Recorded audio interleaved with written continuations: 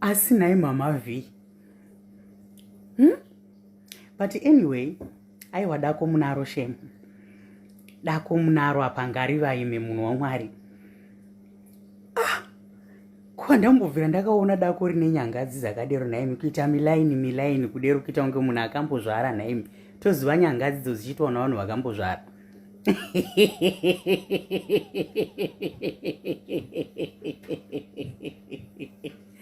Aiwa but Mama Vika chero ndakamboona muchibhaiza zvenyuka. Aiwa nhasi mabhaiza. Aiwa nhasi mabhaiza chero muchiadvertise business ka. Aiwa nhasi mabhaiza munhu waMwari. If I was me, handiti ka if I were you pachirungu. Aiwa video ndairita down. Mama V, imi munoadvertisera mabusiness mahombe. Shuwa kubuda ningi mugero uchionekwa ude. Ndaona mugero kaini.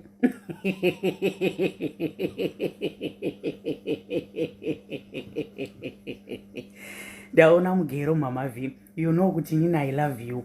But izvi handizvisapoti munhu waMwari izvi. Handimbozvisapoti zvachose. Zvachero mamuchiadvertise. Aiwa mungaadvertise ningi business namatako kamuno kuti hazviiti izvozvo. Cherei muridzi webusiness vanhu votouya kuzomasajwa ningi, kuzomasajwa maningi migero saizvi kudaro.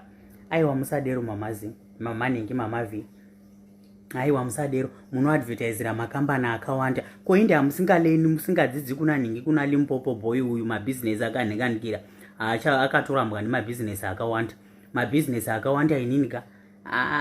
Ndaona Mama Luza. Handidi kunyepera izvo kuti munga. Do you know kuti munhu akasitione magaro enyu imimi? Basi what chimbobuditsai magaro enyu imimi. Amwe akaitonga masandpaper. You know sandpaper? Amwe anonga akaitonga masandpaper. I'm one person who is comfortable in my own skin. And I'm very comfortable with what I have. That's what Tanga Maivai. I'm very comfortable with what I have. Ewe wazoita mastretch maxinya yekuti nduje grapes anombotutumuka ombokura. Compression and contraction. So at the end of the day, anzi pagaro chi pagaro wabhaiza akomanaka inini handikwanisi kuwana kukupa explanation. Anyway, ndikato explain anoda kutobhaiza. That's not what I'm here for. Mirai, makuda tabeta. Ndakuda kufisa. Mirai. Ngatiche countdown. Mirai, my name Mirai. Mirai 3. Alright, ngatangira pa 4. My way, Jesu. My way. Andina kutunga ndawo yandiga. Vanhu handisi kuvhara. Ndonzi makabooks finest. Ngora ndauda iso nerakajamuka nhasi. Aiwa adhima aregedza zvauri kuita. Aregedza. Uda kuti basa kuonesa vanhu magara ako paFacebook mune chirume. You admire who ndowandiri kutaura. Unombopfeka madress echikadzi. Pai honorable Kandisha vakambokutsura futi. Vakuti aiwa kaizvi zvamakuita izvi. Manama hazvisiri izvo. Vamwe muchienda makapfeka zvamai makapfeka. Kwatonze zvinezvi wapfeka sutu wakuita sei ndozvaikaulture yedu kuZimbabwe. Ndo zvatoda. Ukatombotaurwa newe paipe. But iwewe hauna kuteerera. Wabva tozoenda wese.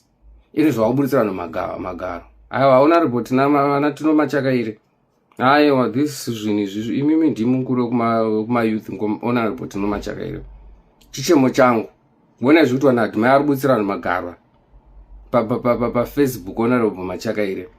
Toita semhuri yeZimbabwe.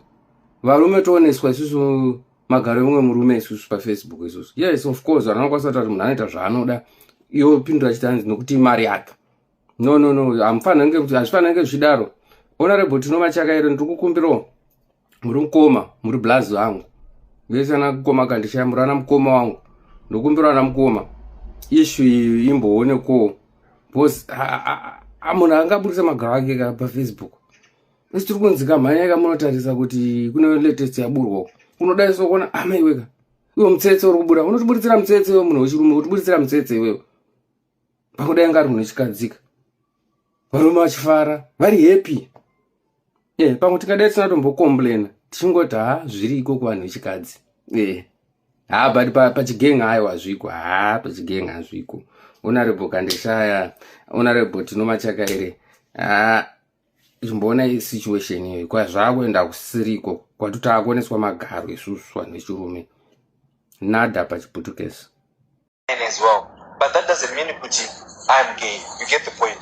But there's someone who is gay out there.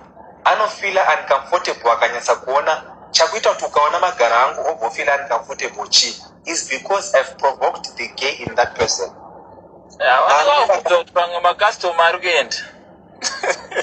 Varume vakawanda mufu. Varume vakawanda vari mudenial. And varume vakawanda they are gay. This is the reality of life and this is the truth. And I'm not a judgmental person because I travel the world. I've seen them. But only my gay. I've seen my lady boy. I've been to Thailand. I've been to anywhere. I've been to I've lived and I've seen everything. You get the point. But our manji vasina exposure a straight man will never feel uncomfortable if they see a gay person. Never. But a gay person who is in closet will feel so uncomfortable seeing a gay person.